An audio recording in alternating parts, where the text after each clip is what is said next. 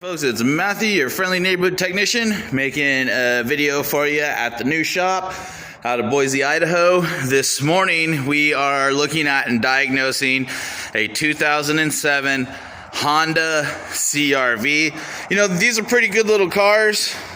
They last forever if you take good care of them. So the complaint on this one is that the battery is dead. And we want to find out if it's because the alternator is bad or if it's because it's just been sitting and the battery decided to drain. A few beginner pointer tips here before you begin diagnosing your bad battery. The first thing you need to do is, if your battery is dead, get your battery charger out, put a charge on the battery, and then use your multimeter to ensure that the battery is holding a charge. So I'll show you how to do that here in just a second. Okay, so the first step in this diagnosis to see if it's the alternator that is draining and killing the battery or if the battery itself was just bad is to test the battery. Now, the first battery that came with the vehicle as it drove in, that battery was definitely bad. How did I know that battery was bad? I used my multimeter, okay? And now this one specifically has a load test for the battery, but bottom line is get out your multimeter and switch it to 12 volts, okay? And then go ahead and test your battery. A good battery should have anywhere between 12.5 volts to as much as 13 volts. So it should be in the range of 12.5 to 13 volts or higher. Now, if your battery is dead and you want to test it to see if it's good, go ahead and put a battery charger on it. Get a charge on it so that way it'll read 12.5 volts or more. And then use your multimeter to test it and watch the numbers. If you have a battery that at first reads 12.5 volts, but then the voltage is dropping and it's dropping fast, 12.5, 12, 11.5, 11, 10.5, 10, 9.5, 9, then that's an indicator that your battery is not holding its charge. So let's look and see what a good battery might look like here. Try to get my multimeter set up so you guys can see. Okay, so we're going to go positive to positive, negative to negative. And again, this is a new battery, so as you see, we have the green light, and it's at 12.68. Now, because it has a little bit of a load on it, you might see it just slowly drain. You see that 12.67, 12.66. And it seems to be holding its charge for the most part. It's just slowly draining. That's because it's not connected to an alternator, aka generator, that's constantly keeping it charged. So again, if you see it drain any faster than this, and I mean, you'll notice the difference in the drain. It'll just drop as you're testing it. Then you know the battery is bad. In order to properly run diagnostics on the electrical system, we have to have a good battery. So here's what we're going to do next. We're going to get our battery connected to the electrical system by reconnecting our post. We're going to start the car, and then we're going to check the multimeter again to see if the battery is holding a charge or if it is draining. Okay, so I've got the battery and the multimeter and everything hooked up. What I've done is I've stuck my prongs on the inside of the battery terminals of the connectors. I've tightened them down with them in there. Now, I've already started it once and ran it, which is why you see the numbers the way they are right now. So I'm going to go ahead and start it. Now, if your alternator is good and it's charging the battery in the system as it's supposed to be, you will see this number jump up and it'll stabilize. And it's going to jump up to about 14.5 volts, anywhere between 14.5 to 15 volts, and it'll stay there. It won't drop down or anything like that. If the alternator is not good, then you're going to see this number stay the same, and as the vehicle is running, since the alternator is not properly charging the system, what you'll see is this number begin to drop as it drains the battery. So let's check that out.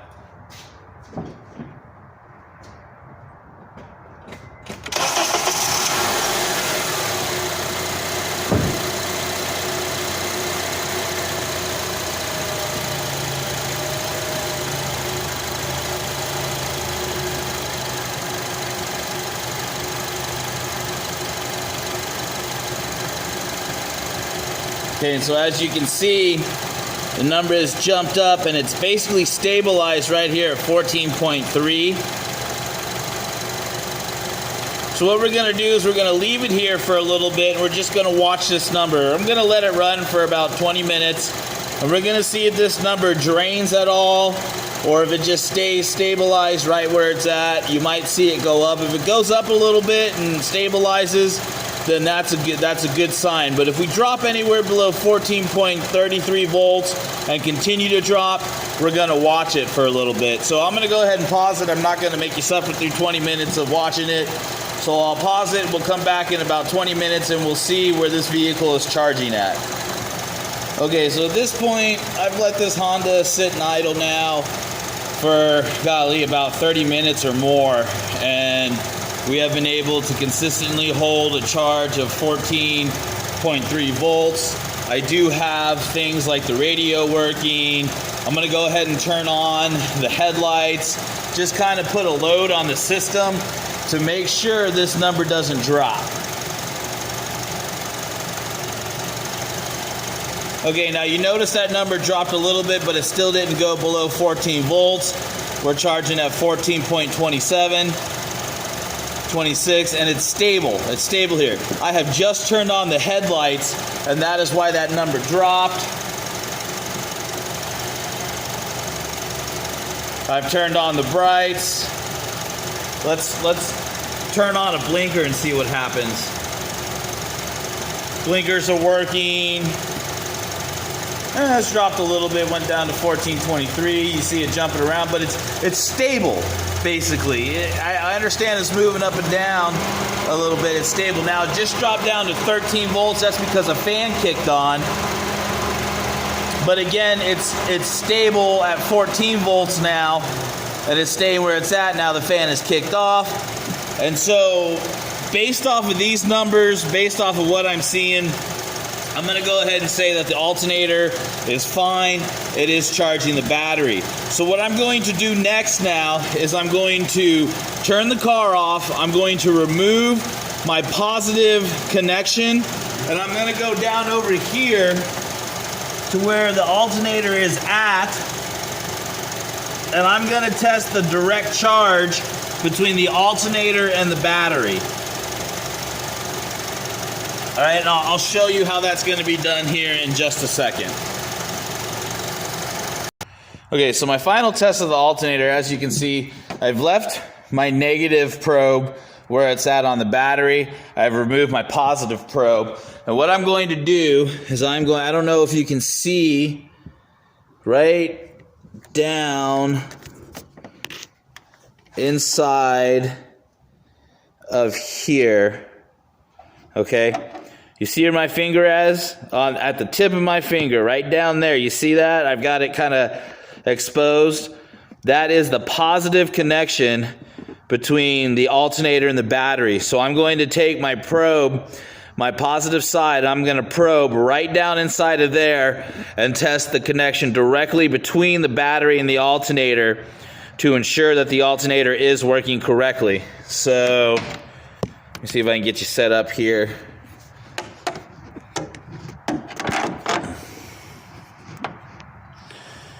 Okay, so then it'll be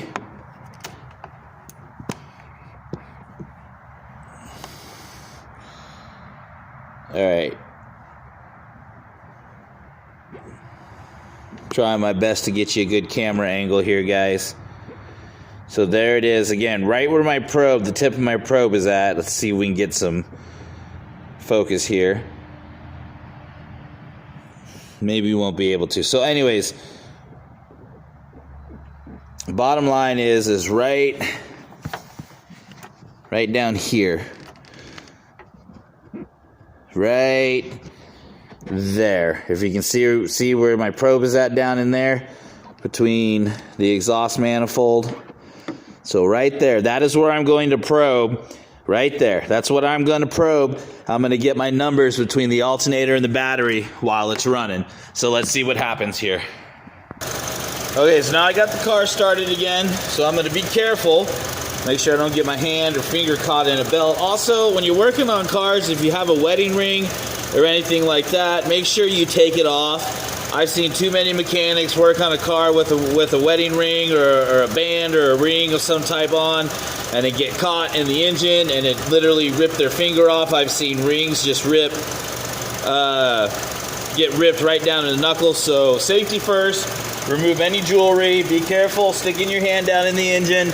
Let's go ahead and stick our hand down in here and let's probe this.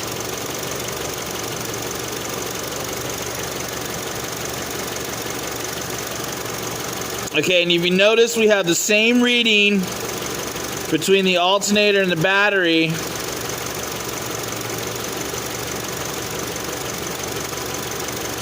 That we had while we were connected to the battery, and we're holding good at 14.35 volts. So this is direct testing between the alternator and the battery itself. Let me get back on that probe there.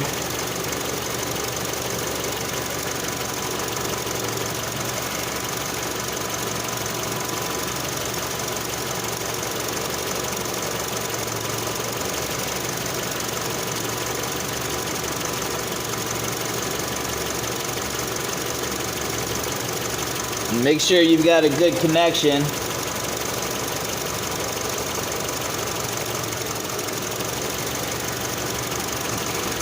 There we go, there's a good connection. And we're holding steady at 14.34 volts. It's stabilized, we're good to go. That's good readings. So the main culprit on this issue was the fact that the battery was just old. It had completely drained itself. It was not going to hold a charge. The alternator was unable to charge the battery. So it looks like we can get away with just replacing the battery on this one. We don't need to replace the alternator. Alrighty, so we're good to go there. Now, one of the things I did happen to notice though, and the gentleman that dropped this vehicle off said he's changed the alternator a few times, I guess over the course of the past couple years. Now, if you look down in there,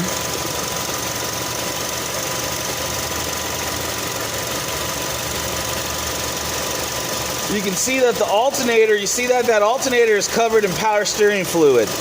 Okay, that's not a good thing. That will cause premature failure of the alternator. And if you look here at the back of this power steering pump, you can see that it has definitely been leaking. Okay, so the power steering pump itself has been leaking, and so it's not a major leak. In other words, it's not just dumping fluid out, but it would probably be wise to go ahead and maintenance the power steering pump on this vehicle and get a new power steering pump on it. So that way it doesn't continue to leak fluid onto the alternator and keep causing the alternator to prematurely fail. So I will present that to the owner of this vehicle that first of all, we did not need a new alternator. We were able to make the repair to get it back on the road by replacing the battery. But as far as some other things that I have found, again, the power steering pump is showing signs of wear and tear. It is beginning to leak, and the evidence of that is sitting on the alternator itself. So these are things that we actually see, that we're able to put our hands on, that we're able to show the customer so they know exactly what's going on, and I will present it to them and leave it up to them as to whether or not they want to do the repair. So there you go, folks. You can test just about any alternator and battery system this way. You can definitely do it on a Honda CRV. So I am basically done with this diagnosis. I'm going to go over a few more things. If I find anything else new, I'll make another video and show you. Hey guys, thanks for coming out and hanging out with me. Thanks for checking out this diagnosis. Don't forget to like and subscribe to the channel. Thanks for your support. Remember, I'm trying to create a community here where we can all get together and help each other with vehicle repairs. You can get in touch with me via email at highgrooveauto30@gmail.com. If you have any questions about your repairs, I love to hear your feedback. I love to read your comments. Other than that, folks, this is Matthew, your friendly neighborhood technician, signing off.